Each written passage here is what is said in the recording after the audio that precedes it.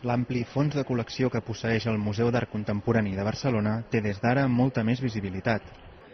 L'espai que el museu dedicava fins ara a l'exposició permanent de la col·lecció MACBA s'ha doblat, en passar de la planta 0 a la primera planta, on disposa de 1.500 metres quadrats. Segons expliquen els responsables del museu, aquest canvi està lluny de ser un caprici. És un gest que vol significar també, sobretot, que la col·lecció ha madurat. La col·lecció del MACBA ja té una entitat que no només mereix, sinó que demana tenir una presència més gran a dins d'allò que el museu fa.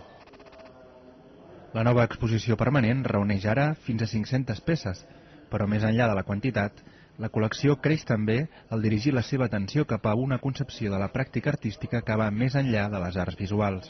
I hem de pensar en aquesta col·lecció MACBA com un conjunt de narratives, no només com un conjunt d'objectes.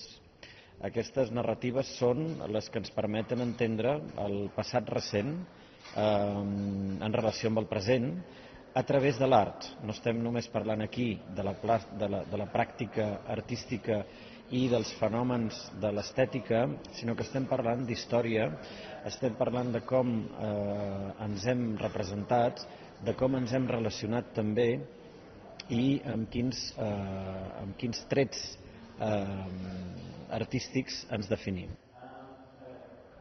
En aquest cas, la presentació parteix de la tesi que l'eclosió estètica de la modernitat va tenir lloc a Catalunya a partir del 1950 i no pas a principis del segle XX.